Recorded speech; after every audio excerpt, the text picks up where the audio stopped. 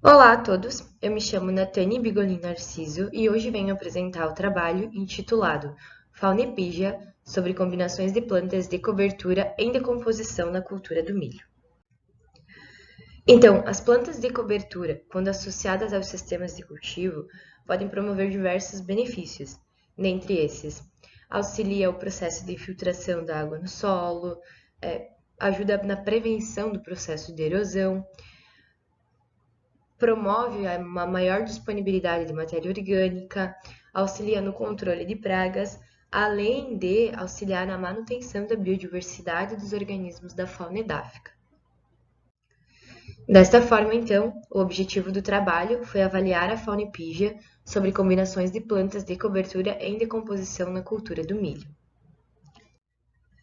O estudo foi realizado na linha Rodeio Bonito, no município de Chapecó, Santa Catarina, entre os meses de abril de 2020 a janeiro de 2021. A metodologia adotada foi a de faixas aleatorizadas, sendo que o estudo foi composto por 4 tratamentos. Cada tratamento apresentava uma área de 1 hectare e foram realizadas 9 repetições. Esses tratamentos, então, eles eram compostos pelos mixes de plantas de cobertura. O primeiro consórcio de planta de cobertura apresenta a aveia branca, cultivar esmeralda, aveia preta, cultivar Embrapa 139, centeio, cultivar progresso, nabo, cultivar IPR 116 e o nabo pivotante.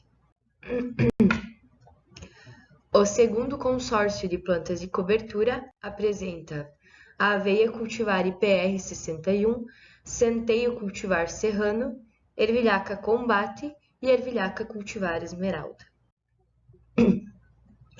O terceiro consórcio de planta de cobertura apresenta aveia cultivar esmeralda, centeio cultivar serrano, nabo pivotante e ervilha forrageira.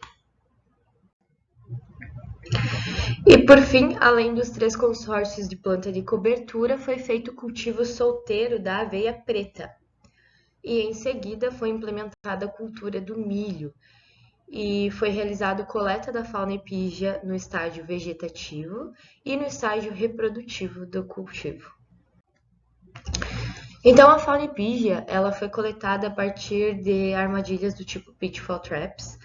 Foram implementadas 9 armadilhas por área de forma aleatorizada. Em seguida, com os dados foi analisado a abundância, riqueza, índice de diversidade de Shannon, índice de ecoabilidade de Pielot e a frequência relativa.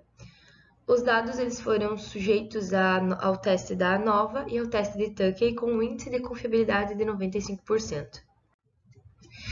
Então, em relação aos resultados, ao todo foram coletados 686 organismos no estágio vegetativo do milho e 1.113 no estágio reprodutivo do milho, sendo que os grupos com maior abundância foram acarina, colêmbola e diptera. Em relação ao estágio vegetativo, é possível afirmar que houve diferença na abundância total dos indivíduos e no índice de ecoabilidade de Pielot, entre os 3 consórcios de planta de cobertura e o cultivo solteiro da aveia preta. Porém, com relação ao índice de diversidade de Shannon, ele não demonstrou haver diferenças entre os tratamentos para o estágio vegetativo e para o estágio reprodutivo. Em relação aos grupos funcionais, os detritivos decompositores apresentaram uma frequência relativa maior no consórcio 3. Os geófagos bioturpadores apresentaram uma frequência maior no cultivo solteiro da aveia preta. E os fitófagos e as pragas apresentaram uma frequência maior nos 3 consórcios de planta de cobertura, se comparado ao cultivo solteiro da aveia preta. Dessa forma, então, conclui-se que a composição de espécies vegetais em cultivo anterior ao milho e o estágio fisiológico da cultura afetam a diversidade e funcionalidade da fauna epígea. Seria isso. Agradeço pela atenção e fico à disposição.